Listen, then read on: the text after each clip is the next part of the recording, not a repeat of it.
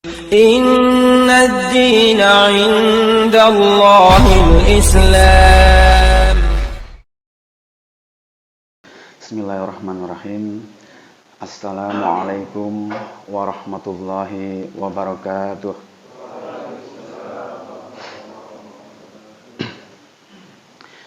Innal hamdalillah nahmaduhu wa nasta'inuhu wa nastaghfiruh wa na'udzu billahi min shururi anfusina wa min sayyiati a'malina.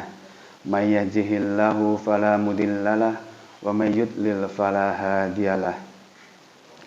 Asyhadu an la ilaha illallah wahdahu la syarikalah wa asyhadu anna Muhammadan abduhu wa rasuluh. Ya ayyuhalladzina amanu taqullaha haqqa tuqatih wa la tamutunna illa wa antum muslimun. Bapak, Ibu, saudara-saudariku yang saya hormati, terus pundi kabaripun injing menika? Sami sehat? Nggih, alhamdulillah. Mugi-mugi nggih, semoga Allah senantiasa mengkaruniakan keteguhan bagi kita semuanya untuk tetap saged istiqomah melangkahkan kaki kita di jalan-jalan ketaatan, di jalan-jalan kebaikan setiap hari, tidak terlewati kecuali di dalamnya berisi ketaatan berpindah kepada ketaatan yang lain, kebaikan berpindah kepada kebaikan yang lain, sehingga manfaat kehadiran kita di sisa umur yang ada ini betul-betul sakit dirasakan oleh sesama. Jadi tidak ada peluang bagi kemaksiatan untuk bisa mampir dalam hari-hari kita. Jangan pernah rela hari-hari ini dirasuki oleh kesia-siaan, sehingga nanti sisa umur kita betul-betul berkesan. Sehingga semoga dengan cara seperti ini kita menjaga diri sepenuhnya, berhati-hati agar jangan sampai tergelincir di dalam kemaksiatan dan juga kesia-siaan. Semoga nanti pada saatnya kita pulang untuk kembali kepada Allah, Allah menghadiahkan hadiah terakhir untuk kita, yaitu kembali dalam keadaan akhir yang baik, dalam keadaan husnul khotimah.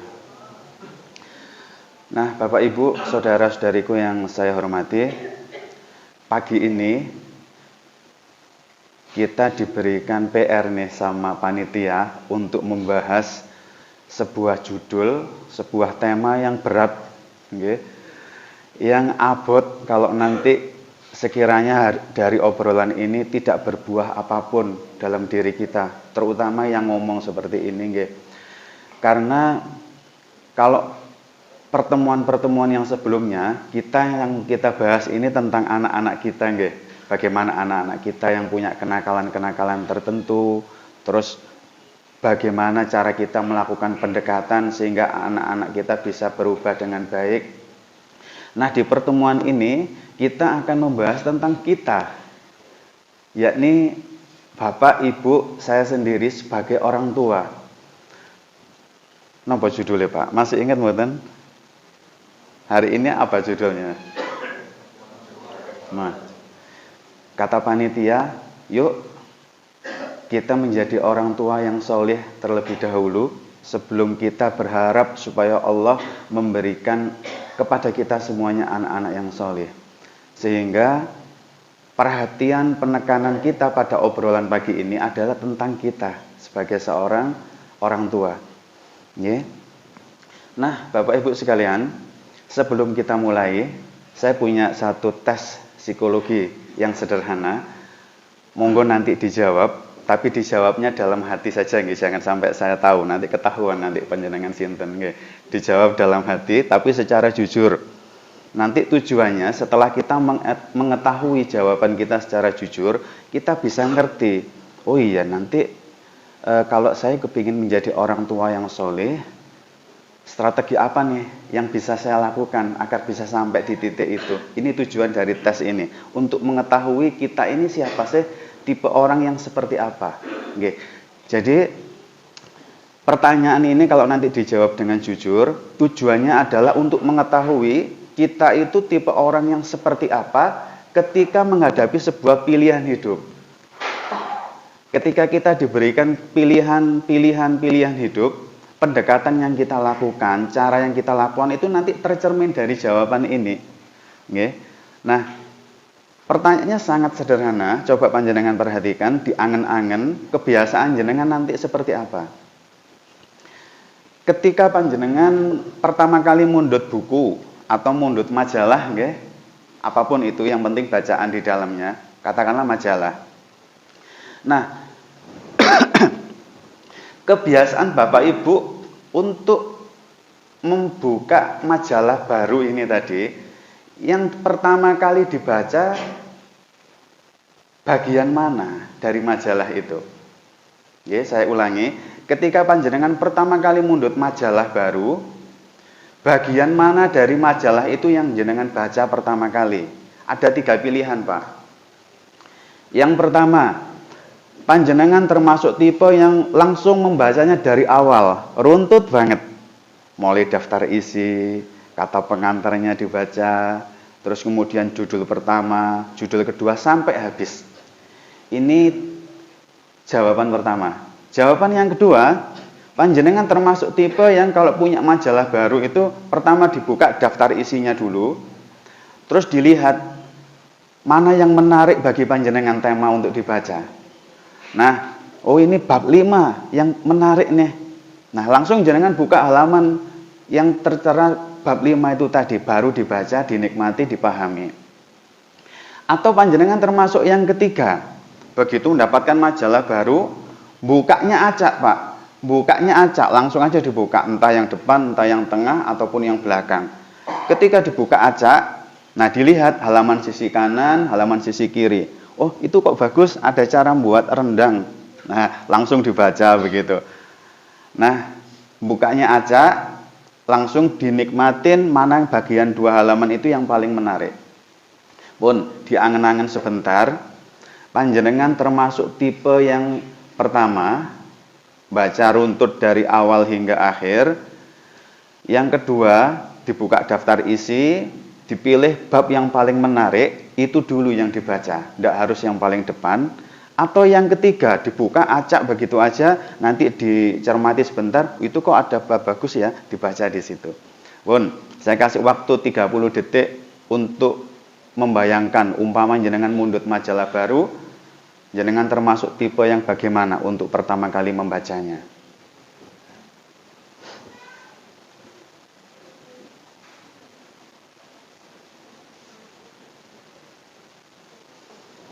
20 detik lagi, Pak. Diangen-angen yang jujur, tapi ora usah didudune kancane kok ketahuan ini nanti. 10 detik lagi.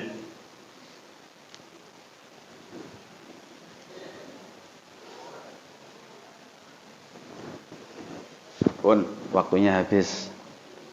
Sudah ketemu Pak nggih jawabannya? Nggih.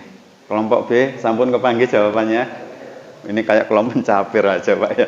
Kelompok A, kelompok B. Baik. Sekarang tiba waktunya Bapak-bapak untuk bisa mengerti pilihannya. Jujur loh nggih, enggak boleh berubah dalam hatinya pilihannya tadi nggih. Kalau Bapak Ibu termasuk orang yang pertama, kalau punya majalah baru, langsung dibuka dari awal, sudah dinikmatin satu persatu sampai habis.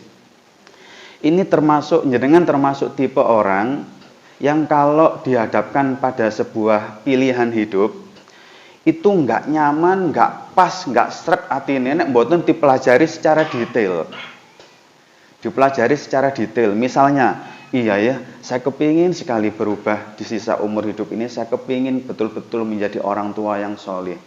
Itu detail Pak belajarnya. Mulai dari bagaimana sih orang tua yang soleh itu dari sisi akidahnya, terus ibadah-ibadah yang untuk menopang kekuatan iman ini apa saja, detail banget.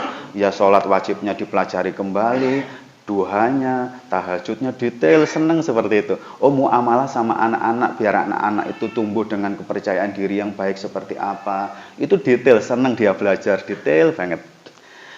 Terus kemudian kalau menjumpai sebuah perbedaan, misalnya nggih, ulama A berpendapat demikian, ulama B berpendapat demikian, banyak di kasus-kasus fikih nggih. Nah, itu dia masih nikmat aja, enjoy aja. Nah, ini mirip seperti anak-anak kita, saudara-saudara kita yang mondok nggih. Ini tipe pelajar yang ilmiah.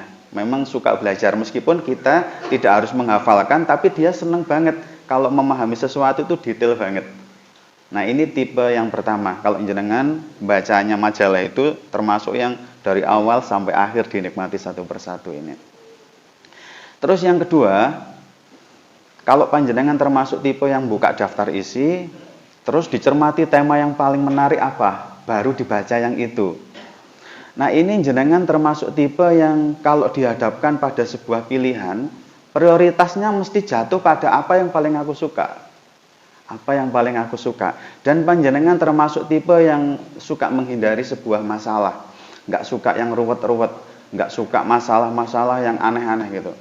Nah, kalau jenengan termasuk tipe ini, setelah nanti mempelajari bagian dengan ini nggih kaitannya sama akidah itu memang sebuah prioritas. Nanti jangan paksakan diri jenengan untuk mempelajari detail banget. Jenengan akan gampang futur nanti. Misalnya ulama A berpendapat demikian, yang B berpendapat demikian. Tanya Ustadz A jawabannya ngene, tanya Ustadz B beda lagi. Itu nanti bingung. Tipe orang seperti ini bingung ngambil keputusan. Ini opo sih kok beda-beda gini. Aku kudu bagaimana? Kalau jenengan termasuk yang tipe ini, jangan fokus di sini. Jenengan akan bingung dan menimbulkan satu kekecewaan nanti.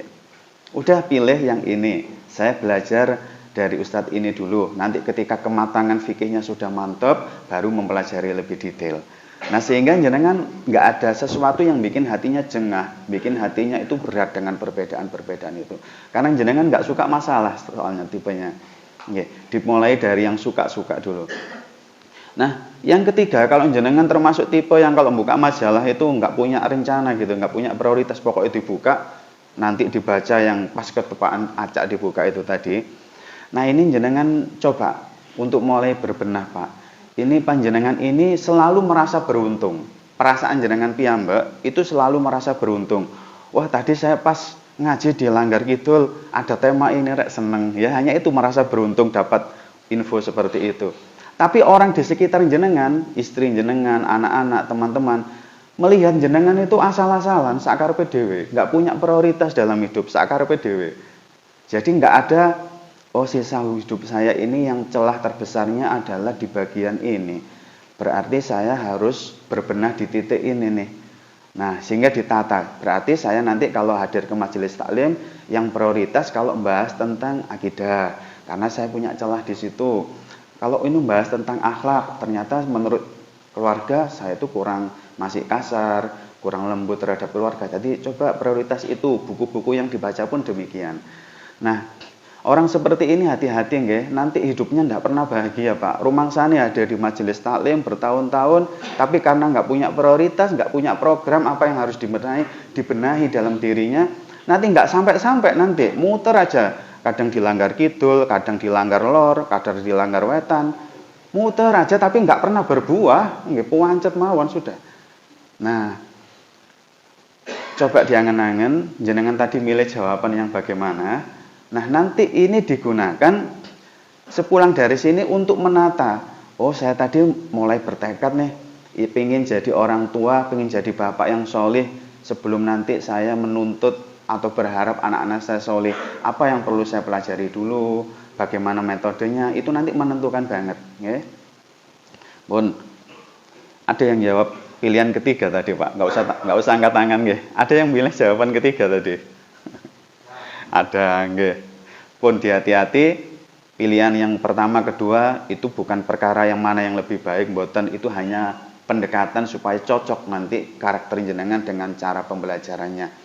Adapun yang ketiga, minta tolong untuk diperbaiki, jangan sampai seperti itu kembali, paling boten jenengan di level yang pertama tadi atau pilihan yang kedua. Nggih, sudah mulai ngerti dirinya yang mana nggih? Nah, sekarang kita mulai, Pak.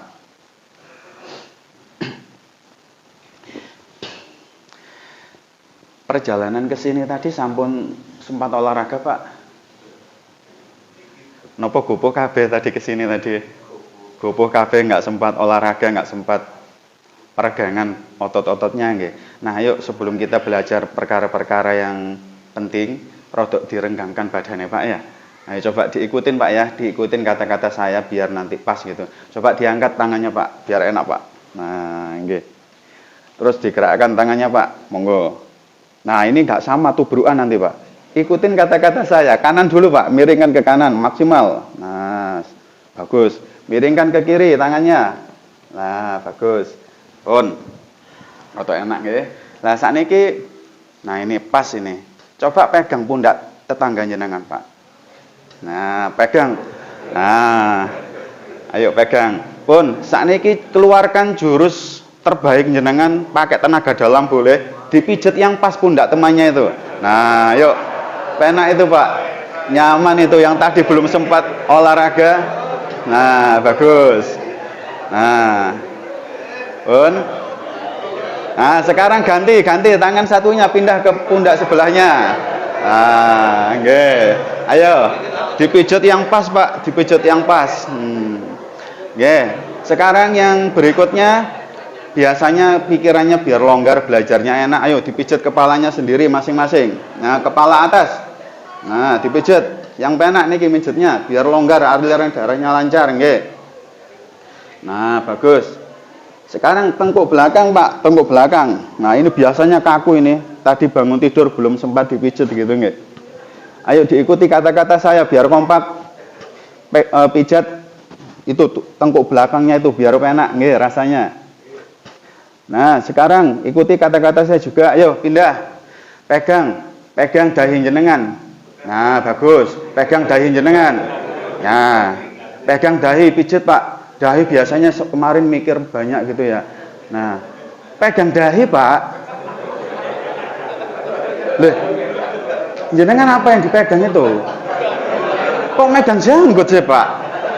Saya kan sudah bilang, ikuti kata-kata saya Pak, biar enak. Saya bilang pegang dahi. Kok bisa pegang janggut, kenapa Pak? Kenapa Pak? Oh, ngikuti saya toh Pak? Oh, karena saya pegang janggut, jenengan pegang janggut juga. Meskipun saya bilangnya pegang dahi gitu nggak? Wah, ya nopo jenengan ini. Baik Pak. Artinya apa Pak? Selain pijit-pijitan tadi nggih, artinya apa ini tadi? Lebih kuat mana pengaruhnya memberikan contoh, memberikan teladan dalam perbuatan, apa sekedar lisan? Lisan saya bicara, pegang dahi Pak. Pegang dahi. Tapi jenengan kok tetap pegang janggut? Karena saya pegang janggut.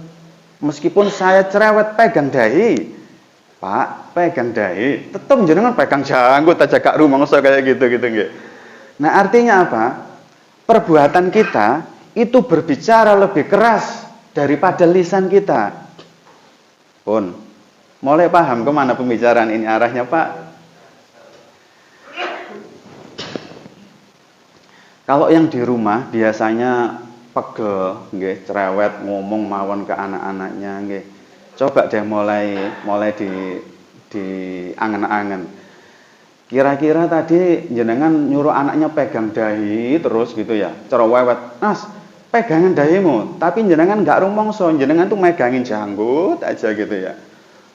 Mas, hentikan tala Mas HP-nya itu Mas, udah belajar, nggak capek dari tadi. Lah ibu sambil ngomong gitu check out aja penggaweannya gitu nggih. Check out terus gitu ya, Shopee-nya check out, Tokopedia-nya check out. Nah, pripun anak bisa dengarkan? Mas, wis enggak pegel ta Mas ndelok TV ya, mbok yo didengarkan itu, ada adzan itu loh, berhenti sebentar. Ayo ke masjid sana sama teman-temanmu. Jenengan di mana saat itu saat ngomong gitu? Napa Pak? Ngedusi manuk. Pripun panjenengan itu? Nah, coba diangen-angen. Selama ini kalau ada pembicaraan jenengan, nasihat jenengan yang dirasa masuk kanan, keluar telinga kiri di anak-anak kita, kira-kira jangan-jangan faktor ini Pak penyebabnya Pak. Mas, tadi tak dengar kamu main sepak bola sama teman-teman habis seneng. Tapi kok kamu kuasar gitu toh Mas, nek ngomong sama teman-teman. Ya enggak semua anak itu pinter main bola. Tapi kok sampai kamu Oh kamu bodoh, kamu gini. Nah, tapi di rumah jenengan ini nggak gitu Pak. Bu, jupuknya kunci nduk pinggir kono itu. Mosok gak ono Pak, itu loh ndukure komputer itu loh kok biasa ya. Nah, sadar mboten, kenapa tadi perintah kita untuk berbicara santun, berbicara kalem itu tidak efektif? Karena di rumah jenengan seperti itu, kita seperti itu. Gimana bisa mandi ujarin jenengan itu? Nggih, ayo coba diangen-angen. Di bagian mana dari nasihat-nasihat jenengan yang selama ini mboten mempan, tidak bisa merasuk dengan baik dalam hati anak-anak kita. Jangan-jangan di titik itulah kita belum bisa memberikan contoh, belum bisa memberikan teladan yang baik. Nah, pun mulai sekarang, meskipun semua materi dari awal sampai akhir nanti jenengan boleh lali, boleh lupa, yang penting megang janggutnya tadi jangan lupa Pak ya. Itu aja pesan terakhirnya. Umpama tadi kok sampai rumah ditanyain istri yang tidak ikut, mungkin suami yang tidak sempat hadir, Bu, materi ini apa? Mbuh Pak, yang penting tadi itu megang janggut gitu loh. Nah, yang penting modal itu saja udah cukup banget. Saestu kalau jenengan komitmen banget mulai sekarang, bismillah ya Allah, moga-moga di sisa umur yang ada ini kau berikan kemudahan bagi hamba untuk betul-betul bisa menjadi teladan yang baik bagi anakku. Yang pertama ku mulai dengan kerapian, mulai saking mriki sandale ditoto yang rapi gitu nggih mboten sakarepe dhewe. Nanti setiap hari loh, anak lihat kok beda ya. Sandal ini kok rapi terus di tempatnya. Nah, kalau sudah masuk seminggu 2 minggu sakit istiqomah jenengan baru cerita. Mas, ayolah mulai sekarang yuk bareng-bareng Umi yuk, bareng Abi, ayo ditata yang rapi, nek medal, nek mantuk saking paran, saking main bola, dari ngaji, dari belajar, ayo ditata yang rapi. Anak hatinya beda menerima seperti itu karena sudah terbukti jenengan sudah ngelakuin lebih dulu. Masih ingat ngeten bagaimana para salaf kita dulu, para ulama-ulama kita dulu ketika mau menyampaikan kajian seperti ini tentang sebuah hadis gitu nggih. Mereka selalu merencanakan minggu depan saya mau menyampaikan ini. Wis tak amalin apa durung? Itu hampir semua orang-orang soleh kita yang terdahulu itu selalu seperti itu. Makanya jangan heran setiap yang diucapkan itu seakan-akan punya ruh, punya kekuatan, punya daya ubah yang kuat kepada jamaahnya. Karena beliau sendiri sudah berusaha untuk menjadi yang pertama dalam mengamalkan apa yang dia ajarkan. Pun nggih, poin ini harus dipegang betul. Rumus dahi sama janggut jangan sampai lupa. Nah, pun. Nah, sekarang yang menjadi permasalahan dalam hal apa nih kita harus memulai untuk menteladani anak-anak kita supaya nanti kita bisa mendampingi tumbuh kembang anak-anak kita nanti di atas kesolihannya, di atas kebaikan, di atas potensi terbaiknya. Kita mulai dari mana, Pak? Enaknya kita mulai dari mana? Kita menteladani diawali dari sisi mana nih?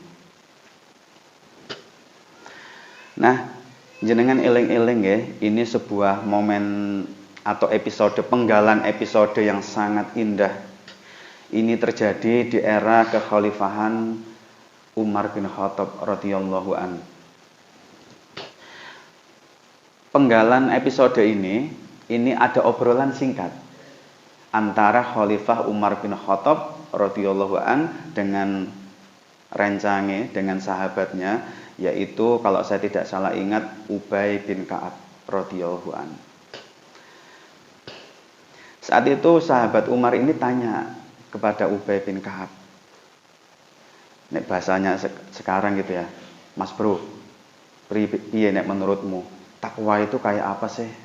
Begitu pertanyaan Umar kepada Ubay bin Ka'ab. Ubay bin Ka'ab pun kalau menurut pandangan saya secara pribadi, dia termasuk tipikal yang sangat unik gitu ya. Nggak langsung takwa itu, Mas, kayak begini loh. Definisinya mboten. Tapi dia menjawabnya dengan sebuah pertanyaan balik. Unik banget. Gini, Mas Umar, kalau jenengan pengen tahu seperti apa sih takwa itu, sekarang saya pengen tanya, apa yang Mas Umar lakukan Kalau seandainya jenengan itu berada di sebuah lorong, terus di jalanan yang sempit itu banyak duri, banyak pecahan-pecahan beling di situ. Ketika jenengan ingin berjalan dari ujung sini menuju ujung sana, nopo Mas Umar yang jenengan lakukan? Tentu bukan hanya sahabat Umar, kita pun kalau ditanya seperti itu, jawabannya sama persis kayak yang dijawab oleh sahabat Umar. Ya pastilah, saya akan hati-hati setiap langkah saya pastikan agar tidak menginjak duri itu. Sehingga saya sampai di ujung lorong sana dengan selamat, tidak sampai nginjak duri, tidak sampai terluka. Nah, kata sahabat Ubay bin Ka'ab, nah itu Mas Bro yang namanya takwa. Ente hati-hati dalam setiap melangkah, jangan sampai nginjak duri, sehingga sampai di ujung kehidupan kita selamat, boten berdarah-darah. Pun, kita mulai dari sini Pak. Saya pribadi, panjenengan, ibu-ibu juga, kita harus mulai menata setiap peran yang kita mainkan. Napa mawon peran jenengan? Sebagai bapak, nggih. Sebagai suami, ya. Sebagai ibu, sebagai istri, sebagai pedagang, mungkin yang kalau kesehariannya jualan pentol, jualan siomay, jualan dadar gulung, jadi sebagai pedagang. Sampai jenengan sebagai seorang kontraktor, seorang pegawai, seorang ASN, monggo. Itu peran dikategorikan, ditulis satu persatu. Saya mainkan peran apa ya dalam hidup ini? Nah, nek sampun begitu, setiap peran itu ditanyakan dalam dirinya. Misalnya sebagai seorang suami, kira-kira selama ini saya sudah menjalanin peran saya sebagai seorang suami sudah di atas jalan ketakwaan apa dereng? Oh iya, kemarin itu saya marahnya berlebihan banget ya ketika istri saya masaknya kasinan. Oh berarti di titik ini akhlak saya kepada istri belum di atas ketakwaan, belum di atas jalan yang Allah ridho. Oke, centang. Itu PR, prioritas perbaikan. Oh iya, kemarin itu saya waktu jualan pentol bilang kalau ini ada campuran daging sapi, padahal saya pakai daging kambing misalnya begitu. Oh iya ya, mungkin ini akhirnya yang membuat anak saya itu kalau diajak ke masjid, diajak ngaji ini susah karena saya kurang jujur dalam berdagang. Nah, orangnya beli 10.000, ternyata karena nggak lihat saya masukkan pentol, cuma tak isi 9.000. Nah, coba, oh berarti ketika saya memainkan peran sebagai seorang pedagang pentol, ini kurang di atas jalan ketakwaan nih. Oh berarti ini poin dicentang yang harus diperbaiki. Nah, dari sisi ini Pak, ayo sama-sama kita toto. Kita memainkan peran yang berbeda-beda. Ada yang berperan sebagai seorang dokter, ada yang berperan sebagai seorang petani mungkin, atau ada yang berperan sebagai kontraktor. Apapun peran itu tidak ada bedanya di hadapan Allah.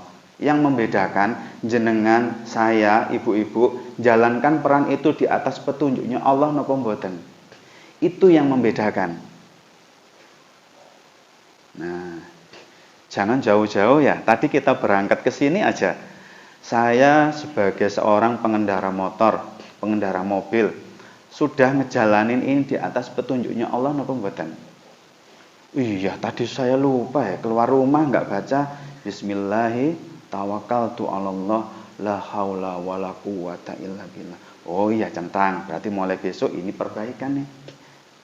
Oh iya, tadi kan lewat jembatan layang, waktu naik saya baca takbir napa mboten? Waktu jalanannya turun saya baca tasbih napa mboten? Nah, ayo nek mboten lali berarti kan gak ilmune dipakai kemana tuh selama ini?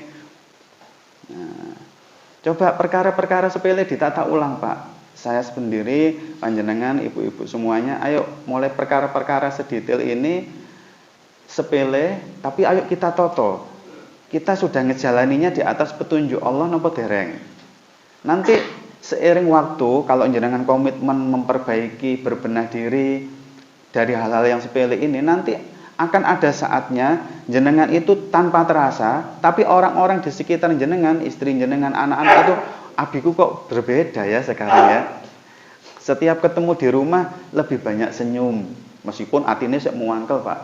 Tapi mau gimana lagi, memang Allah suka banget ya katanya Rasulullah kalau ketemu saudaranya senyum, ketemu istri sampun sumringah, ketemu anak-anak sumringah, meskipun belum cocok sebenarnya ada ketidaknyamanan di hati. Nah, dimulai dari yang seperti itu, nanti setahap demi setahap kita akan, semoga kita dimudahkan untuk menjadi seorang pribadi yang berbeda, sehingga pada akhirnya nanti kita kembali kepada Allah sudah betul-betul setiap tahapan peran yang kita mainkan itu betul-betul di atas petunjuknya Allah. Pun nggih, dimulai sepakat nggih, dimulai dari sisi ini ya kita berbenahnya ya sebagai seorang tua. Nah, yang pertama Pak, ini pondasi nggih. Jenengan kalau membaca bagaimana para ulama-ulama kita nggih memberikan sebuah nasihat, mesti Pak menjadikan akidah, pembelajaran tentang akidah itu menjadi sebuah prioritas yang utama dalam mendidik diri, dalam mendidik keluarga, dalam mendidik umat ini. Akidah mesti menempati porsi yang utama. Karena ini penting banget.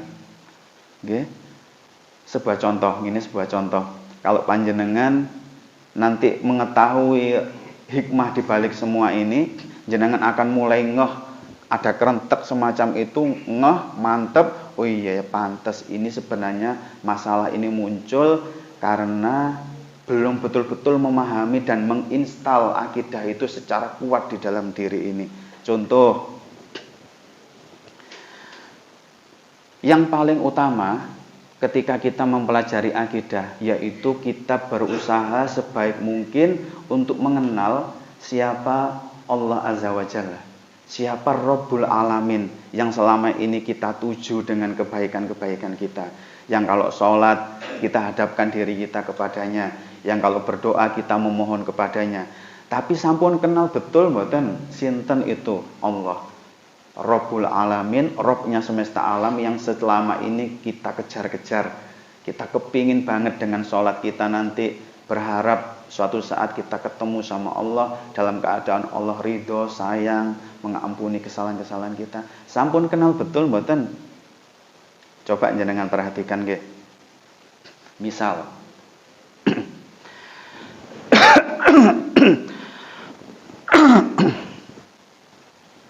panjenengan sedang diuji sebuah masalah. Wis mbuat sari dele, sewengi melekan, ternyata paginya Allah tetapkan sebuah takdir mboten pajeng, Pak. Enggak laku itu sari dele itu, Pak. Sudah kita mangkal di tempat biasanya rame, laris.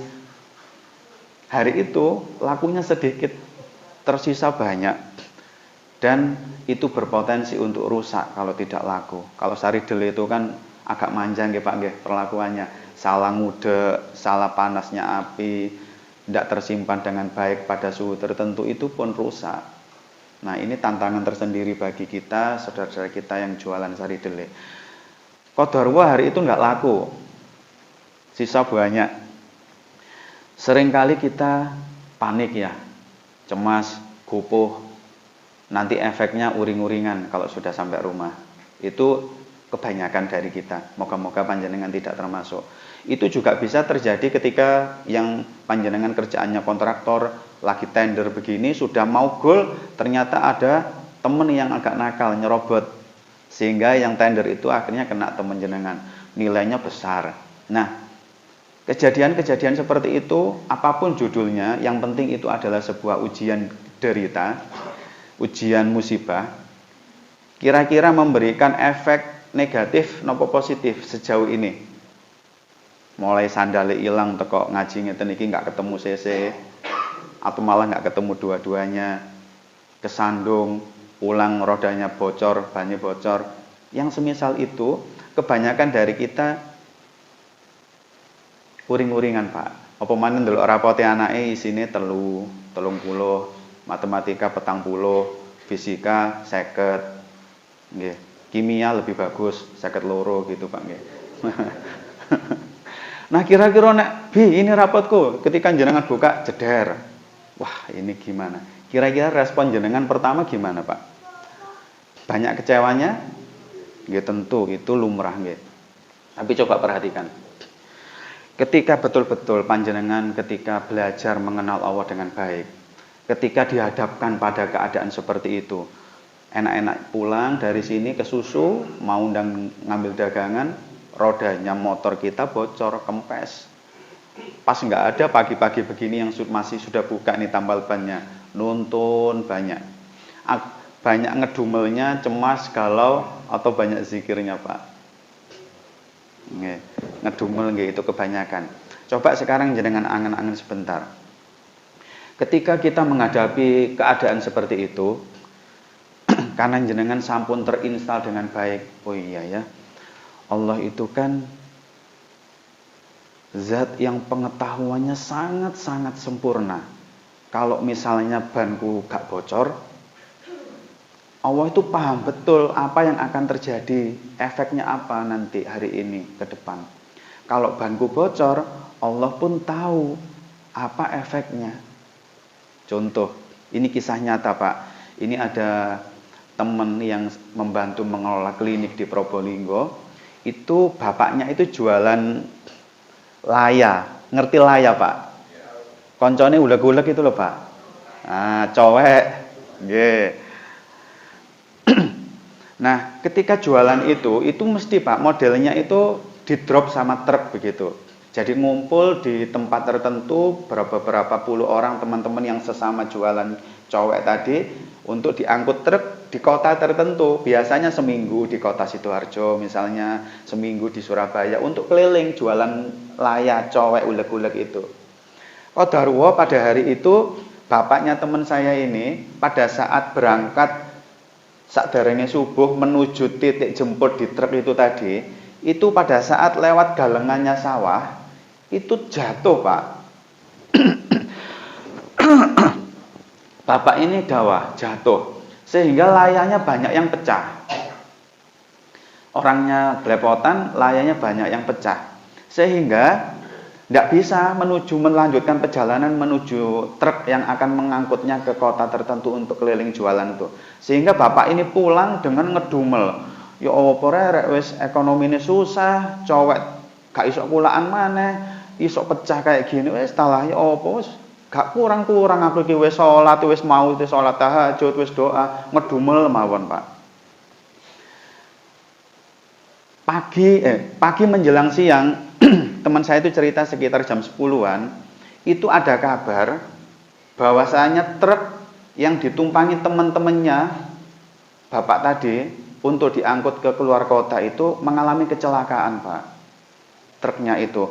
Sehingga sebagian teman-teman yang diangkut truk untuk jualan laya tadi ada yang luka-luka, ada yang sampai ngapunten meninggal, sampai sedo. Nah, ketika kabar ini sampai kepada bapak yang jatuh di sawah dan layanya pecah tadi, apa yang terucap coba? Apa yang terucap? Loh, kok alhamdulillah sih Pak? Kabar meninggal kok alhamdulillah. Nggih, baik, saya paham. Maksudnya untung aku gak melu kan begitu ya. Nggih tetep Pak, innalillahi dulu. Nggih temannya banyak yang mati, jangan alhamdulillah. Nah, artinya bapak ini betul-betul bersyukur, Pak. Baru ngerti Allah buka tabir rahasianya. Kenapa dia tadi Allah bikin jatuh, layanya pecah dan harus balik. Nek cuma jatuh belepotan layanya nggak pecah, diubah budal lanjut, Pak. Ini layanya pecah, percuma budal wong gak ono sing didol. Makanya dia pulang. Nah, ketika jam 10 dengar kabar gitu, hatinya itu Masya Allah, ya Allah matur nuwun sangat, terima kasih. Umpama aku mau budal, ya mungkin aku sing meninggal begitu. Sejak saat itu saya diceritani teman saya sendiri karena dia anak ragilnya nggih. Bapaknya sejak saat itu nggak pernah lagi kecewa terhadap apapun yang terjadi dalam kehidupannya. Mau ngapunten guyon Bu ya, mau diomelin istrinya, mau anaknya mau bagaimana, layanya laku banyak, laku sedikit, gak payu. Dia nggak pernah lagi ngedumel dan protes. Karena dia sudah pernah mengalami titik yang seperti itu. aku selamat dari kematian karena Allah ngerti kalau umpama memang aku budal, ya pasti aku jadi korban.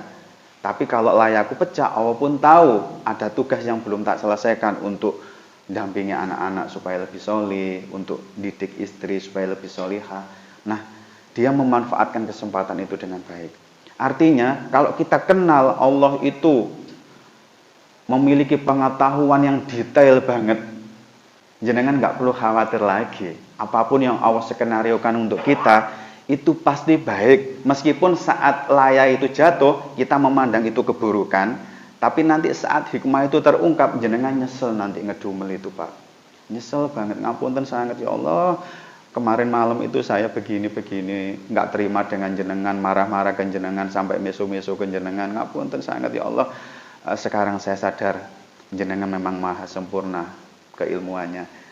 Nah, itu efek dari belajar akidah, Pak.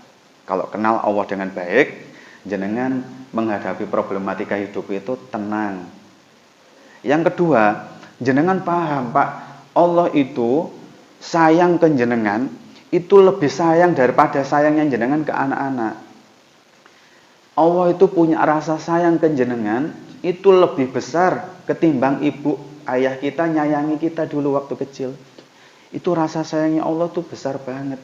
Jadi kalau Allah menetapkan sesuatu, selain Allah itu paham, kalau tak tetapkan begini efek jangka panjangnya begini, Allah itu menetapkan dengan kasih sayang, Pak.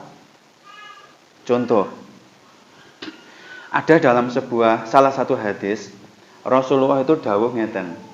Isi hadisnya itu kurang lebih seperti ini. Nanti pada saat kula, ibu, bapak, kita semuanya kembali menghadap Allah, kita itu akan terpisah dalam beberapa kategori. Ada kategori ahlul afiyah. Orang yang hidupnya di dunia itu seneng aja, nggak punya utang, gajinya cukup, nggak pernah sakit yang serius, terus istrinya baik, punya kendaraan nyaman, itu ahlul afiyah, enak kehidupannya. Terus ada di sisinya itu ahlul musibah, kehidupannya lebih sering menderita, Pak. Anaknya nggudo, sakit, banyak hutang, penghasilannya hanya cukup untuk makan besok dan lusa. Itu ahlul musibah, kehidupannya serasa berat perjuangannya. Nah, nanti ketika kita sama-sama menghadap Allah, Allah itu mengangkat ahlul musibah kepada derajat kemuliaan yang sangat tinggi. Yang membuat heran dirinya sendiri sebagai orang ahlul musibah tadi heran, loh kok iso ya aku bisa memiliki derajat sedemikian tinggi, ini apa ini? Orang-orang yang ahlul afiyah yang hidupnya senang itu juga heran, loh kok bisa ya koncoku seperti itu kemuliaannya di sisi Allah ya. Nah, ketika Allah sampaikan bahwasanya kamu bisa memiliki kemuliaan sedemikian tinggi, itu karena pada saat kamu kehidupannya di dunia, ketika aku uji dengan sakit, ketika aku uji dengan digibai orang, diusir orang, dagangannya nggak laku, sakit-sakitan, anakmu nawakal nggudoae. Ternyata ahlul musibah ini menghadapinya dengan sabar, menghadapinya dengan legowo, ngerti kalau Allah menetapkan itu pasti ada kebaikan. Jadi dia yang boten komplain, boten berkeluh kesah kepada Allah. Itu ternyata yang membuat derajatnya demikian tinggi, bukan datang dari sholatnya, bukan datang dari amalan-amalan yang lain. Dia hanya bermodalkan kekuatan kesabarannya, keikhlasannya, legowonya, ridhonya ketika diuji dengan banyak penderitaan. Nah, ketika tahu poin itu yang mengangkat derajatnya sedemikian tinggi di hadapan Allah, ahlul musibah tadi matur, ya Allah, sekiranya aku dulu ngerti kalau hadiah yang jenengan paringaken kula atas kesabaran, ridhonya atas musibah yang jenengan ujikan itu hadiahnya segede ini ya Allah, please deh, kembalikan aku ke dunia lagi, uji saya yang lebih berat ya Allah, pencal-pencal saya, mutilasi saya di sana. Rasanya orang, saya biar dipukulin orang, bahasanya dramatisnya seperti itu. Saya akan bersabar ya Allah, saya akan senang menikmati itu semua kalau ngerti hadiahnya sedemikian indah. Nah, Ketika seseorang memiliki akidah terhadap perkara-perkara gaib seperti itu demikian mantep, jangankan diuji yang berat-berat nggih Pak nggih. Kalau hanya sekedar ban gembos langsung kita eling seperti itu, nonton itu sama senyum Pak. Wah ini nanti please dah ya Allah, aku minta nanti dengan nonton ini, aku minta gantinya ya Allah ya. Nanti semoga engkau angkat derajatku. Mungkin aku belum bisa seistiqomah tahajudnya seperti Bapak Fulan, belum bisa ngajinya seistiqomah Ibu Fulan, tapi kesabaranku menghadapi sari dele yang gak laku, keikhlasanku, keridoanku ketika kau uji dengan anak yang belum soleh, semoga nanti bisa mengangkat derajatku.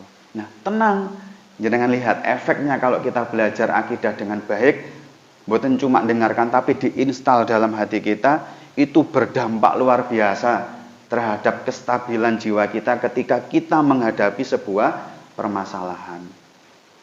Nah, jenengan bayangkan kalau jenengan sudah masuk tipe ini, nanti nasihatin anak itu enak banget, Pak.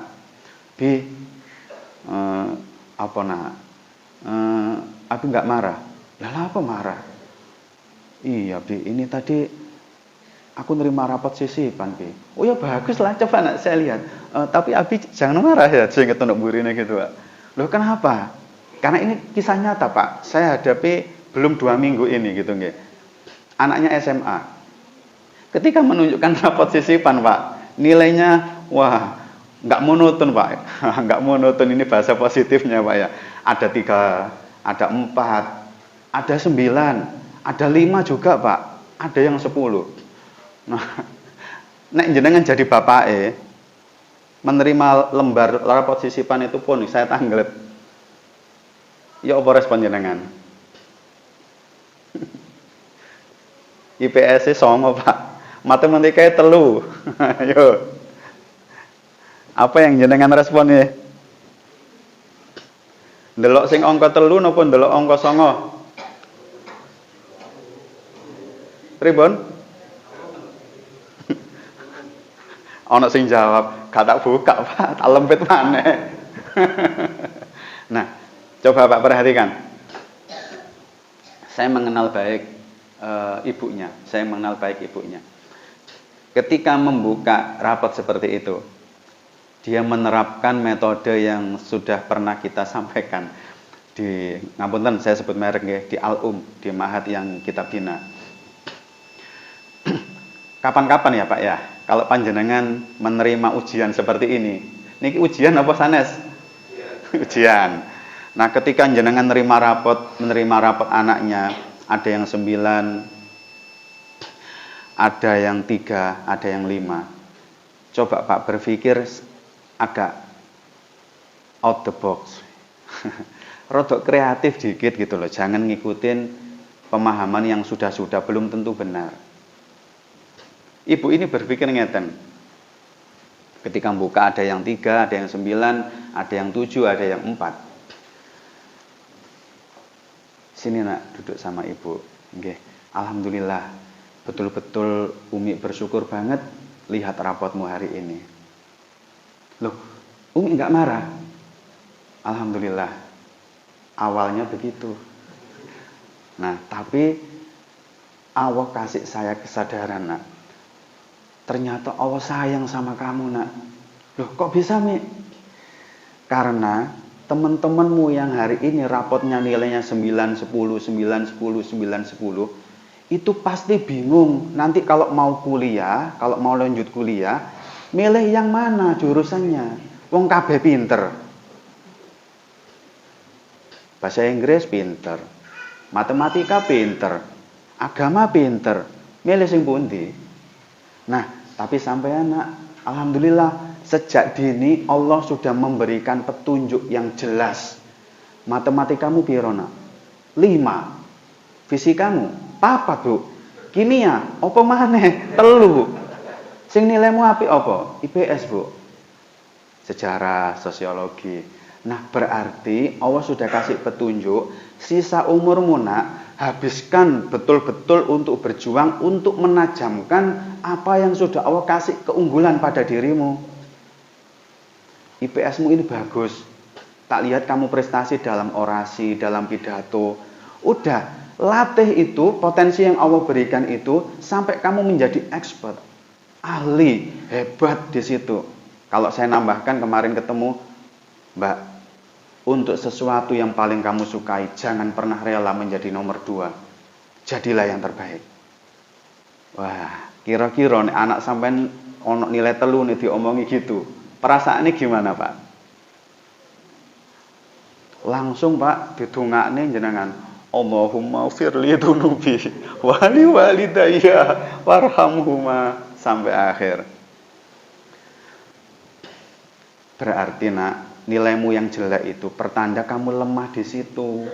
Nek nanti sisa umurmu kamu habiskan hanya untuk mengangkat yang lemah, sedangkan kamu lalai sudah diparingi potensi IPS yang baik, kamu nggak akan pernah jadi apa-apa.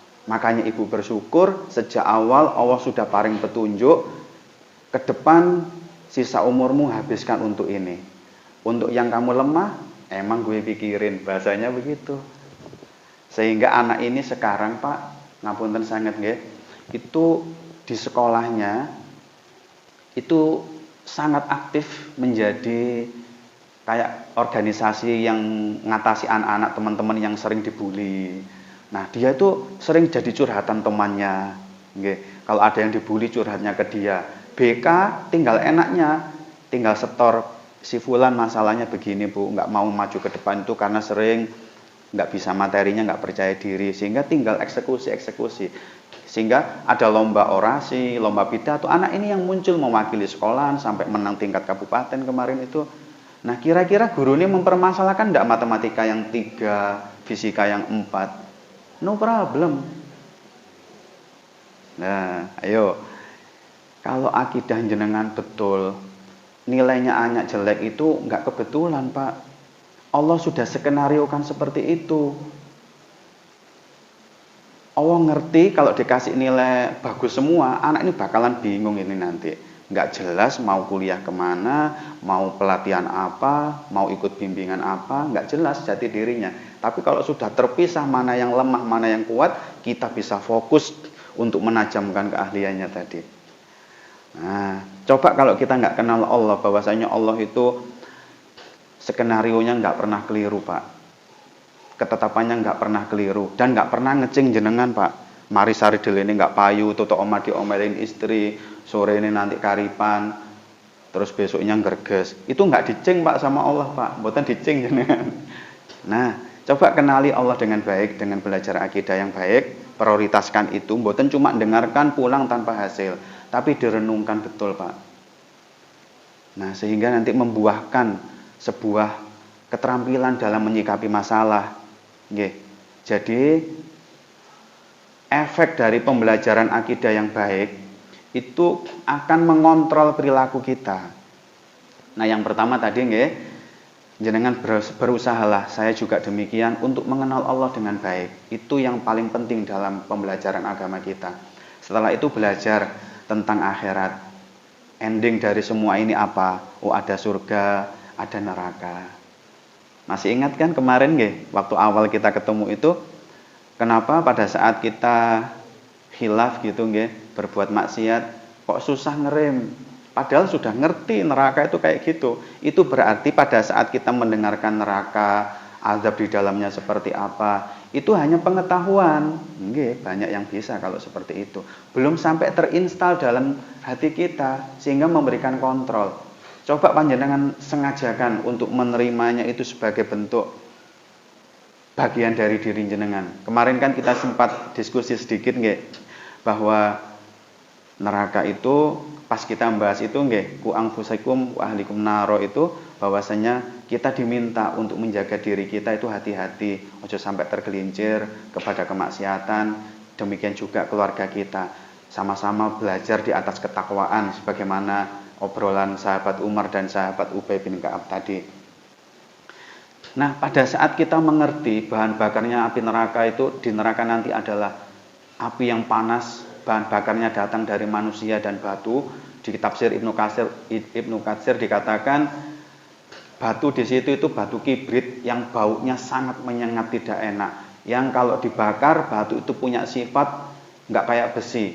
Batu itu kalau dibakar merotoli, Pak. dan itu akan nempel di kulit-kulit kita, di muka kita, di dada jenengan, di lengan jenengan, di mohon maaf biar terasa banget, di kemaluan jenengan, di paha, di betih jenengan. Wah, ketika kita bayangin ada batu yang demikian panasnya, baunya tidak enak, menyengat, terus merotoli nempel di sekujur tubuh kita, kita disiksa seperti itu. Di samping kita ada istri, ada anak-anak kita juga seperti itu. Wih, sampai girik-girik. Sebagian sahabat membayangkannya sampai pingsan. Nah, kalau menjenengan menerima kabar seperti itu, terus jenengan membayangkan kengeriannya, itu saged merasuk dalam hati jenengan, Pak. Sehingga pada saat naik motor mau berangkat kerja, tiba-tiba nyalip, senit, pas di depannya itu ada truk, gambarnya wanita yang pada waktu menjahitkan pakaian kehabisan pakaian kainnya, Pak, sehingga hanya sebagian separuh gitu aja.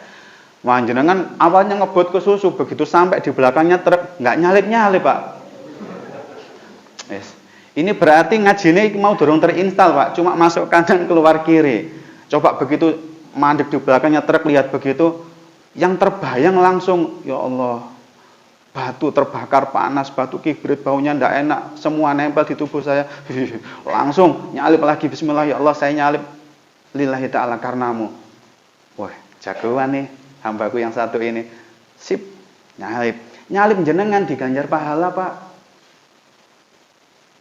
Nah, itu ciri kalau akidah yang jenengan pelajari tentang neraka itu betul-betul sudah merasuk dan mampu mengontrol perilaku panjenengan sehari-hari. Pun nanti lanjutin sendiri tentang surga, keindahannya seperti apa, bidadarinya gitu ya. Jangan dibayangin di sini, Pak. Jangan dibayangin di sini gitu ya. Nanti karena bidadari itu ya istri jenengan. Saestu. Nggih. Jadi kalau hari ini tidak seindah yang dibayangkan, mungkin istri ada kekurangan di sana sini sudah mulai tampak tidak seindah manten baru dulu gitu nggih. Percayalah, Pak. Yakinlah kalau istri jenengan yang dipenuhi kekurangan ini, kalau jenengan dendam positifnya dilampiaskan dengan cara mendidik dia, menggandeng tangannya dengan baik, mengajak taklim, di rumah pun saling menasihati dengan baik. Kalau pada akhirnya Allah menghadiahkan surga pada istri jenengan, jenengan akan mendapati dia akan menjadi ratu yang paling indah, paling cantik di surga nanti untuk panjenengan sendiri, Pak. Saestu. Nek jenengan kecewa, ojo malah ditinggal, nyesel nanti jenengan. Nek podo-podo mlebu surganya nanti ya Allah, nek ngerti pada endingnya seindah itu, kenapa enggak sama-sama saya gitu ya. Nyesel eman loh, Pak, eman.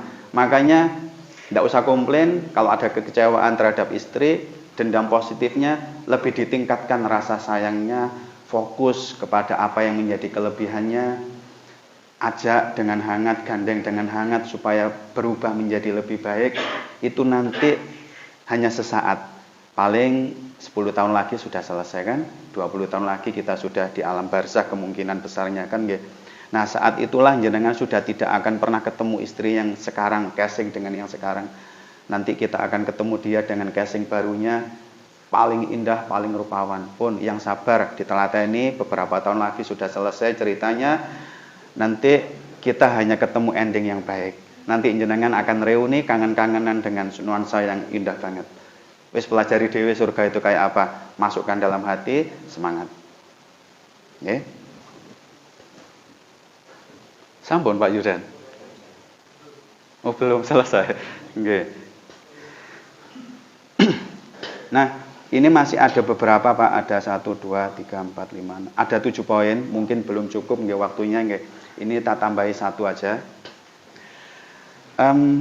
Ketika sudah mempelajari akidah dengan baik, coba nanti belajar tentang ibadah nggih, ditingkatkan apa yang kurang, monggo dievaluasi sendiri nggih. Nah, poin yang ketiga, ini yang penting Pak nggih. Kalau panjenengan kepingin anak-anaknya solih, bakti sama panjenengan semuanya, kira-kira sebagai seorang anak, doa apa yang dipanjatkan Pak? Anak jenengan berharap anak-anak jenengan yang mungkin masih TK, masih SD, SMP, SMA, doa apa yang jenengan harapkan meluncur dari lisannya? Doa apa? Doa untuk orang tua, pripun bunyinya? Rabbik firli wali walidayya. Nggih, dan seterusnya. Nggih. Baik, itu harapan jenengan kan nggih? Supaya anak-anak kita paling sering meluncur dari lisannya untuk mendoakan kebaikan, mendoakan supaya kita mendapatkan kasih sayang, diampuni dosa-dosanya dengan berdoa. Kalau untuk diri sendiri, ya orang tua sendiri, Allahumma firli dunubi wali walidayya warhamhuma kama rabbayani shaghira. Sambil bayangin, ya Allah, abiku yang bersusah payah jualan pentol panas-panas, ya Allah, Allahumma firli dunubi wali walidayya. Sayangi betul ya Allah, dia yang berjuang. Terus dia bayangin ibunya yang susah payah membesarkan dia mendoakan dengan tulus. Berasa banget Pak doa yang seperti itu. Itu yang jenengan harapkan Pak. Nah, sekarang saya tanya balik. Jenengan sendiri, doa seperti itu berapa kali sehari? Lebih sering mana doa Allahumma firli dunubi sampai akhir tadi untuk orang tua kita, atau doa Rabbi habli minas sholihin untuk anak kita? Lebih sering pundi? Benar sama. Benar seimbang. Nah, ayo coba nih, angen-angen Pak, angen-angen. Jenengan berharap anak-anaknya doakan jenengan. Tapi kita sering lupa. Mungkin sebagian dari kita ada orang tuanya itu yang ngapunten nggih, sampun sedo. Hari ini pagi ini ada di alam barzah. Ngenteni Pak, ngenteni donga jenengan. Padahal istighfar anak, nggih, doa ampunan seperti tadi, doa kasih sayang, itu nyambung Pak ke orang tua. Mereka menantikan itu. Jenengan kok doanya Rabbi habli minas sholihin terus. Betul iya. Coba diangen-angen. Sudah sejauh mana jenengan berbakti kepada orang tua jenengan? Kalau itu aja belum, terus jenengan menuntut anak-anak jenengan mendoakan jenengan dengan doa yang sama, adil napa mboten? Pantes napa mboten? Coba dieling-eling. Mboten sakne. Kira-kira pagi ini ayah kita, ibu kita menantikan itu, Pak. Wis ndonga napa mboten wau. Sedangkan anak kita yang masih ngegame di rumah didoakan Rabbi habli minas sholihin. Orang tua kita yang mungkin semoga Allah mudahkan mendapatkan nikmat kuburnya. Kalau misalnya mboten, apa yang paling diharapkan mereka, Pak? Ya istighfar jenengan untuk mereka, sedekah jenengan untuk mereka. Kalau jenengan konsisten di situ, Allah yang akan menjadikan anak-anak jenengan itu kayak jenengan nanti. Nah, sesi terakhir ini diangen-angen. Apa kenakalan anak-anak jenengan yang paling sulit jenengan tangani? Jangan-angan. Apa kenakalan anak-anak jenengan yang paling sulit jenengan tangani? Kemungkinan besar di titik itulah jenengan dulu pernah nguji, pernah mangkel nih wong tua di titik itu. Jangan-angan. Mungkin sekarang HP-an. Jenengan dulu di zaman jenengan SD SMP belum ada HP. Tapi bal-balan aja Pak. Waduh, itu permainan. Kecanduan HP nggak ngerti waktu. Kecanduan bal-balan kita dulu berangkat jam 2 sudah ke sekolah sepak bola. Asar lewat, maghrib jeder baru ngelepas kaos kaki, baru jalan pulang. Itu kan kecanduan main bola juga. Apa bedanya? Sekarang zamannya aja kekinian seperti ini. Apa menurut jenengan orang tua kita saat itu nggak mau angkel, Pak? Ayo coba mikir, Pak. Di titik apa jenengan merasa itu ujian terberat, perilakunya anak susah ditandani? Coba diangen-angen. Apa benar nih ini murni ujian anak saya seperti itu? Jangan-jangan di hadapan atau di pandangan orang tua saya dulu, saya pun di titik ini nguji mereka, bikin mangkel mereka. Ayo dipikir, diangen-angen. Kalau jenengan hari ini susah banget eling mendoakan orang tua dengan doa seperti tadi, ya jangan berharap berlebih, Pak. Nanti anak-anak itu mendoakan seperti itu. Ketika anak-anak sudah nanti anak-anak kita nggih, sudah seusia seperti jenengan ini, mungkin mereka juga egois, hanya akan berdoa untuk anak-anaknya juga, cucu jenengan maksudnya, Rabbi habli minas sholihin. Mereka akan lupa mungkin jenengan yang ketika saat itu sudah sepuh atau mungkin sebagian kita sudah ada di alam barzah. Yuk dieling-eling Pak, penting banget saestu yang sudah pernah punya khilaf sama orang tua berusaha lah mohon maaf, nyuwun ngapunten banget nggih. Kadang-kadang perkaranya sepele, nggak manut sama orang tua. Bagi orang tua saat itu celep di hati itu, ya Allah anakku seperti ini. Saya cerita satu kasus nggih. Ada seorang ibu sepuh itu datang ke tempat kami untuk terapi, lumpuh Pak. Lumpuh kakinya nggih maksudnya ngapunten, lumpuh kakinya. Ini nggak bisa untuk menopang dia berdiri, lumpuh. Ketika dilakukan sebuah diagnosa, secara medis sampun dibawa berobat kemana-mana, mboten wonten perubahan. Terus setelah kita diagnosa dari sisi psikis dan juga non medis, artinya non medis itu ono gangguan jin napa mboten, ono ain napa mboten, ada sihir napa mboten, itu maksudnya nggih. Nah, saya kaget Pak. Ternyata orang ini mengalami gangguan jin. Bukan sihir, bukan ain, gangguan jin yang tinggal di kakinya itu. Nah, sampun diruqyah berkali-kali, dibacakan Al-Quran, khatam berkali-kali, tidak juga pulih. Nah, kuncinya terletak pada saat kita mendiagnosa psikisnya. Ternyata ketemu Pak, ada luka batin yang jewangget banget di hati ibu itu. Setelah saya minta putra-putrinya yang dampingi tadi keluar sebentar, Bu, tapi saat itu saya manggilnya Mbak Uti gitu ya, Mbak Uti pun cobi Mbak Uti cerita ke saya, barangkali ada sesuatu yang membuat Mbak Uti hatinya sesek, jangget, mangkel, bedodok sampai hari ini. Apa sih Mbak Uti kalau boleh tahu? Iya nak, saya itu sampai hari ini belum bisa melupakan anak saya. Hah? Belum bisa melupakan pola tingkah anak saya. Loh, memang kenapa Mbak Uti putranya? Anak saya dulu itu manut sama saya, sayang, perhatian sama saya. Tapi begitu dia menikah dan tinggal bersama istrinya, tinggalnya itu masih satu desa Pak, masih satu desa. Dan putranya ini kalau pulang pergi kerja, itu lewat depan rumah ibunya ini, tiap hari lewat pulang pergi. Nah ibu ini mangkel karena kula niku sowering buatin godho gedang. Kesenangane anak kula niku, nek kula damelaken niku seneng ngeten mesti telas. Nah ini sering kula damelaken tapi nggak pernah mampir nak, padahal bendino iku lewat ngarep omah. Ibunya dengan seneng hati pengin nyenengno anake gaekno godho gedang. Sepele kan nggih. Tapi anaknya nggak rumongso kalau ibunya itu rindu banget sama dia. Ibunya kepingin dia mampir sekedar untuk maem godho gedang buatannya. Anaknya kurang peka, kurang ngerti dengan kerinduan ibunya ini Pak. Sehingga mewangkel. Setelah nikah kok jadi gini anakku ya. Kok seperti aku nggak punya anak, nggak ono sing perhatian, godho gedang sing tak gaekno pun nggak dimaem, nggak pernah mampir.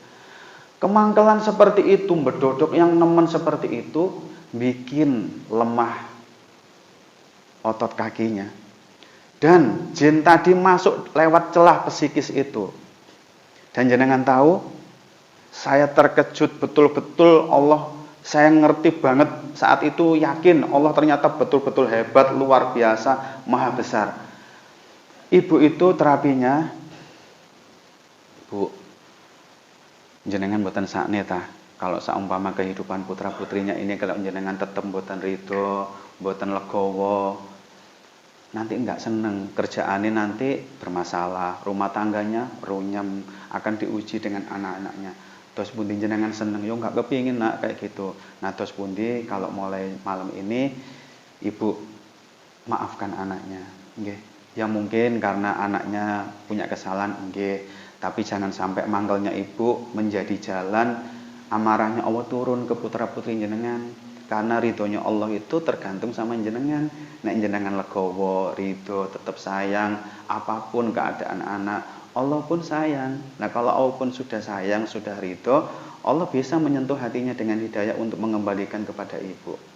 Nah, ketika ibu ini betul-betul nangis, betul-betul memaafkan, Pak, jenengan percaya, tidak panjang Al-Quran yang dibaca, hanya sekedar Al-Fatihah, ayat kursi, dan 3 kul. Ibu itu langsung muntah mengeluarkan jin yang ada dalam lututnya itu. Dan yang bikin saya kaget, ibu itu pulang dengan berdiri sendiri, berjalan sendiri, Pak. Loh, coba bayangin, jangan-jangan jenengan tangannya lemah sebelah, stroke bahasanya nggih. Ayo nyimpen mangkel nang anak mboten. Nanti tak kasih insipi sedikit nggih supaya nanti terbuka bahwasanya apapun kejadian yang menimpa anak-anak kita itu ada kaitannya dengan cara kita komunikasi, cara kita berinteraksi dengan mereka. Yo, diangen-angen, jangan-jangan di hati kita sebagai orang tua masih menyimpan mangkel yang berlebih. Masih menyimpan amarah karena sifatnya yang mungkin menyakitkan hati. Pun, ayolah Pak, kenakalan nggih, ayo kita selesaikan bareng-bareng. Tapi itu anak kita, Pak. Anak yang pada saat dulu babaran pertama jenengan rangkul, jenengan sayang, didoakan keberkahan, semoga jadi anak yang solih, semoga jadi anak yang bermanfaat, dan begitu. Kenapa hanya dengan nakal, kecanduan game, kecanduan rokok, harapan atau ekspektasi besar jenengan itu jadi hilang, jadi luntur. Semen kemana kan harapan yang dulu semen timang-timang? Yang hari ini HP-nya kecanduan, yang hari ini ngerokok, yang hari ini seneng banyak kemaksiatan, itu adalah anak yang dulu bayinya sampean gendong lucu itu. Yang enggak sampean izinkan satu nyamuk pun menyentuh dia sampai dikojongi seperti itu. Itu dia, Pak, tetap orang yang sama. Jangan sampai, Pak, kenakalan-kenakalan tetap harus kita selesaikan, tapi jangan sampai itu menghalangi harapan jenengan. Anak yang hari ini nakal itu tetap anak yang nantinya kalau jenengan sentuh dengan didoakan terus kemudian Allah sentuh lembut hatinya dengan hidayah, dia ahli surga, calon ahli surga, tetap, Pak. Dia tetap berpotensi menjadi orang hebat yang kiprahnya besar untuk manfaat kepada umat ini. Jangan hanya karena dia nakal, ekspektasi harapan jenengan itu luntur. Dia tetap anak spesial, Pak. Nah, ingat, nanti kalau kita sudah masuk sesi terapi, apapun upaya yang jenengan lakukan, nasihat yang jenengan lakukan, itu seakan mental kalau masih ada rasa benci, amarah, berdodok, jangget dalam hati jenengan. Bahasa psikologinya masih menyimpan luka batin terhadap anak jenengan. Ayo dibersihkan ya, dimaafkan anaknya, diterima apa adanya, Pak. Ya itulah anak, ada kekurangan, ada khilaf. Jangan sampai hanya gara-gara itu rasa sayangnya luntur, dicetoti tiap hari, dimarahin tiap hari, kasihan psikisnya. Nggih, itu pesan terakhir saya nggih. Sebelum kita tutup, ini ada sedikit oleh-oleh nggih, moga-moga nanti bisa dibahas lebih detail nggih. Ini hanya pengalaman dari menerapi beberapa anak-anak. Ternyata sakitnya ini ada kaitannya sama orang tua. Nggih. Supaya nanti kita menjadi modal kita untuk berbenah diri, menjadi teladan, menjadi orang tua yang solih terlebih dahulu, sehingga bisa menginspirasi anak-anak untuk mengikuti panjenengan. Yang pertama, sinten sing putra-putrinya sering alergi yang tidak pernah selesai dengan obat. Yo, mam telur, gatel, kademen, ruam-ruam, atau bentuk-bentuk alergi yang lain. Ada yang putra-putrinya seperti itu? Nah, sebagian kecil, kalau dari rekam medis kemungkinan maksimal 20% memang murni penyakit fisik. Tapi 80%-nya ini kasus-kasus psikosomatis. Artinya fisik yang sakit yang disebabkan karena keadaan psikis seseorang. Jenengan angen-angen ya, ini bukan hanya anak jenengan, termasuk jenengan piyambak.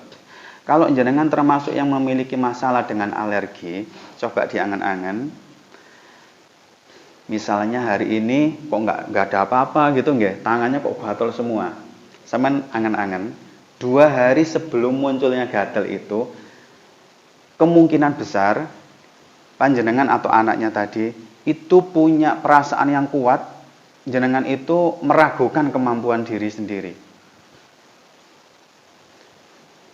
Meragukan kemampuan diri sendiri. Misal, Pak, nanti saya minta tolong ya, pada saat nanti giliran waktunya Jumatan, nanti jenengan yang khutbah, atau jenengan yang adzan, atau jenengan kebagian menyampaikan laporan, biasanya kan gitu. Karena nggak pernah seperti itu ya. Waduh, nah seperti itu saya ya grogi, nggak pernah berani saya ngomong di depan umum seperti itu. Nah, dia mencoba menyangkal, meragukan kemampuan dirinya. Kalau itu kuat banget meragukan kemampuan dirinya, yang tadinya maem telur asin nggak ada masalah, tiba-tiba setelah itu maem telur asin jadi gatal-gatal. Nah, ingat-ingat. Nanti di pertemuan yang lebih detail terkait ini, saya sampaikan secara ilmiah, kenapa sikap ini bisa merubah hormonal dalam diri kita. Kenapa sikap ini bisa merubah sel-sel otak yang ada dalam diri kita. Nanti saya bawakan alat peraganya. Jenengan akan melihat bahwa setiap sikap kita itu berpengaruh terhadap psikis. Psikis kita mempengaruhi metabolisme tubuh kita dan berpengaruh terhadap kesehatan fisik dan perilaku kita. Nah, bagi bapak ibu yang setiap hari wala gak iso awakmu ojo macem-macem talah. Anaknya mau ikut lomba pidato dikempesi seperti itu. Lah apa sih aneh-aneh gitu, sekolah biasa lah, apa adik rono-rono melok pelatihan ngene-ngene. Gak penting, awakmu itu kecil ya gak iso apa-apa. Nah, ingat, kalau jenengan punya pola komunikasi seperti itu dan ternyata anaknya punya masalah dengan alergi, nih, ente nih penyebabnya, Pak. Ayo jangan angan, nggih. Yang paling sering yang berikutnya,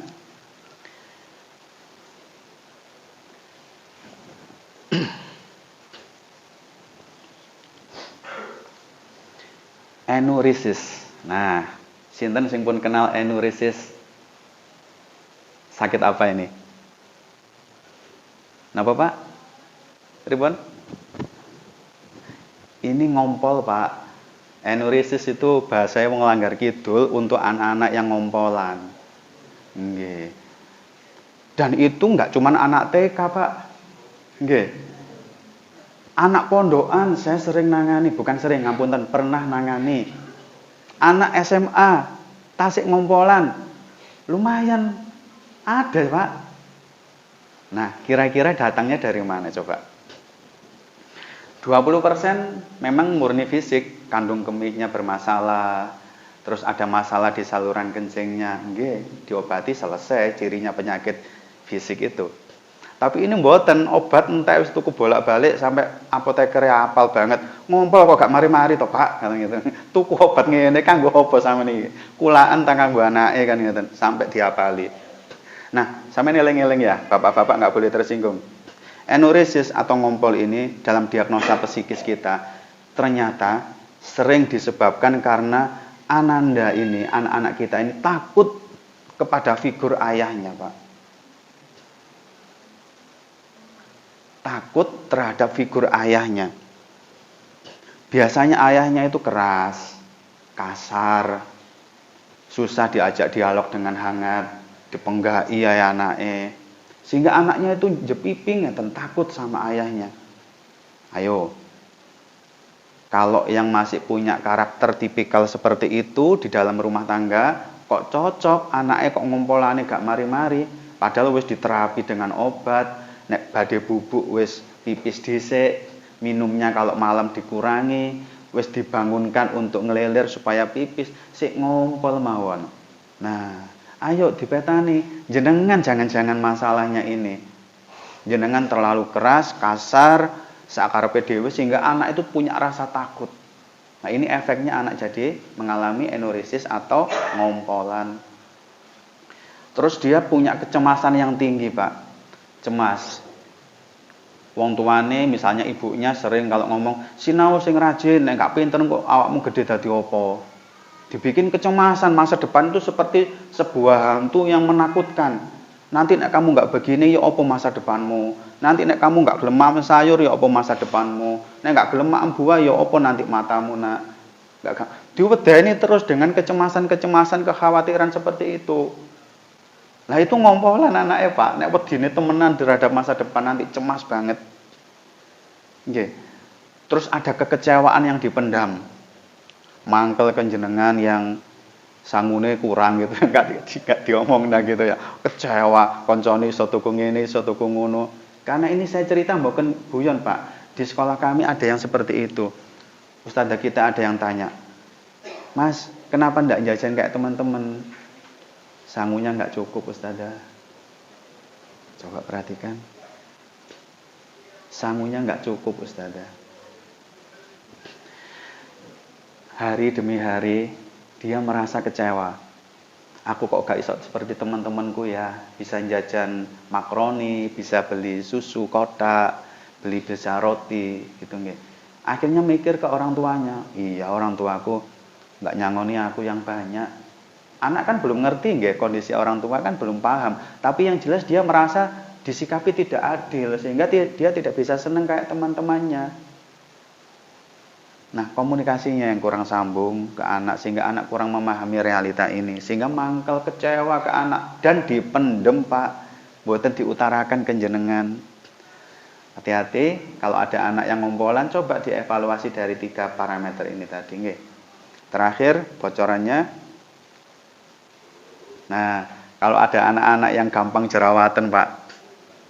Ada enggak anak-anak kita yang sudah mulai remaja punya jerawat menaun?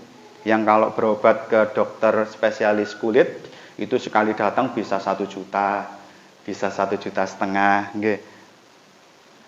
Nah, kasus-kasus masalah jerawat yang beberapa kita tangani itu ternyata muncul karena anaknya ini tidak senang dengan dirinya sendiri. Anaknya itu belum bisa menerima kenyataan kalau aku itu ya begini. Mungkin ngapunten sangat enggak? Ngapunten sangat. Kok ireng ya aku kok gak esok putih glowing kayak teman-teman begitu gitu ya. Mi, hidungku kok pesek gini sih, Mi. Pakai kacamata melorot aja, milih frame model apa aja kok ya nggak ada yang pantas. Nih. Mi, aku kok kurus ya, Mi. Dan jangan aneh, Pak ya, kasus remaja itu unik-unik, Pak. Kapan hari ada orang tua yang bawa anaknya ke rumah karena nggak pede banget. Maju ke depan aja, Pak, diminta gurunya nyelesain soal-soal, itu sampun nggak pede. Bergaul sama temannya, ini kan cowok nih, bergaul sama temannya yang cewek, itu mindernya luar biasa, Pak. Jadi potensinya nggak berkembang karena ada mental block ini. Nah, setelah kita diagnosa secara baik, ternyata yang bikin nggak pede, yang bikin dia minder, itu karena badannya obesitas, kelemon, Pak. Kelemon. Nah, ibunya langsung ngomong ketika diagnosa. Padahal ibunya tadi datang, tujuannya, anakku iki lho, kok ndak mau diperintah sih, diminta tolong nyapu ndak mau. Diajak ngomong, pendek-pendek jawabannya, nyengol-nyengol, ngegas-ngegas seperti itu. Awalnya terapi untuk tujuan itu. Lah dia anaknya ngomong, masalah saya itu, Ustaz, saya itu gemuk. Sehingga nggak pede mau, nek bahasa orang awam kan mau pendekatan ke cewek gitu, mau pacaran, mau tampil di depan umum, mau ikut organisasi, itu nggak pede karena kegemukan. Lah apa kaitannya sama anak ini kok nggak mau diperintah ibunya, ngomongin sengol-sengol, ngegas-ngegas. Ternyata gemuknya itu dia merasa, ibuku sejak aku kecil dikasih susu terus. Sepele mboten. Tapi itu serius bagi anak, Pak. Jadi dia menyalahkan ibunya gara-gara ibunya sejak dia kecil dikasih susu terus, kasih maam yang banyak sehingga dia badannya gede. Itu yang bikin dia mangkel ke ibunya, Pak. Loh, sepele mboten. Jenengan merasa sayang ngasih susu nggih ke anak, ngasih maam yang banyak. Tapi di sisi sudut pandang anak, efek yang menjadikan dirinya gemuk itu jadi gak pede. Nggih. Nah, ini kasus-kasus yang perlu panjenengan perhatikan kalau muncul banyak jerawat yang tidak terkontrol dengan obat, susah ngilangkannya, kemungkinan besar Ananda ini tidak suka dengan dirinya, belum bisa menerima kenyataan kalau dirinya seperti itu.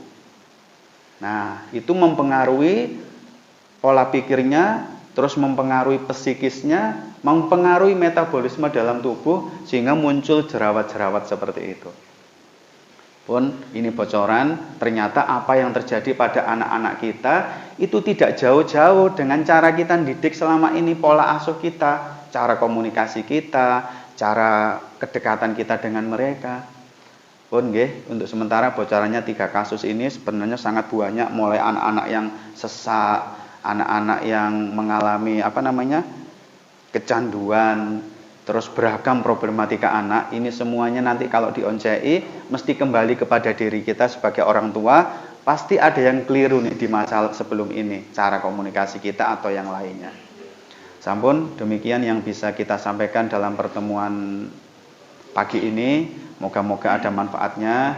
Kurang lebihnya kami mohon maaf jika apa yang kita sampaikan, cara guyon saya itu menyinggung panjenengan. Karena itu sengaja dilakukan, Pak. Sengaja dilakukan supaya jenengan ngeleler, supaya jenengan sadar ternyata ada yang gak beres nih di masa lalu saya dalam mengasuh anak-anak. Ayo kita sama-sama memperbaiki diri, dimulai dari diri kita sebagai orang tua. Ayo belajar menjadi orang tua yang sholih, betul-betul ikhlas semata-mata karena Allah. Semoga dengan itu nanti kita dimudahkan untuk menginspirasi anak-anak. Oh iya ya, Abi kalau soleh kok kehidupannya enak ya, kehidupannya tenang, kalau menghadapi masalah bisa dewasa banget. Aku pingin deh kayak Abi saya gitu. Aku pingin deh kayak umi saya begitu. Oke? Nah, cirinya sebagai kesimpulan, anak-anak yang sudah nyaman dengan orang tuanya sebagai teladan, itu ciri utamanya biasanya kalau ada masalah, itu curhatnya ke kita. Kalau ada masalah, aku di pondok kemarin ngalami gini-gini, Bi. Gimana, Bi? Nah, Mi, aku sama teman-temanku kok dibikinin begini ya. Sikapnya teman-teman kok jadi begini. Aku nggak nyaman, gimana ya, Mi? Nah, ini salah satu ciri kalau anak-anak kita itu nyaman dengan kita. Nggih. Nah, kalau selama ini jarang dicurhati anak-anak, malah dia lebih merasa nyaman curhat ke teman-temannya, hati-hati. Itu pertanda ada tembok tebal antara kita dengan anak-anak. Ciri kalau di dalam diri anak kita ada luka batin yang bikin kalau deket jenengan tuh pengen ngalih gitu ya, pengen gak nyaman. Nah, pun demikian ada diskusi napa mboten? Mboten, ayo kita tutup dengan kafaratul majelis. Cekap nggih? Nggih. Baik, Bapak Ibu sekalian, pagi ini kita cukupkan. Mari kita tutup dengan doa kafaratul majelis. Subhanakallahumma wa bihamdika asyhadu an la ilaha illa anta astaghfiruka wa atubu ilaik. Akhiru da'wana wa sallallahu ala nabiyyina Muhammadin wa ala alihi wa sahbihi ajma'in. Wassalamualaikum warahmatullahi wabarakatuh.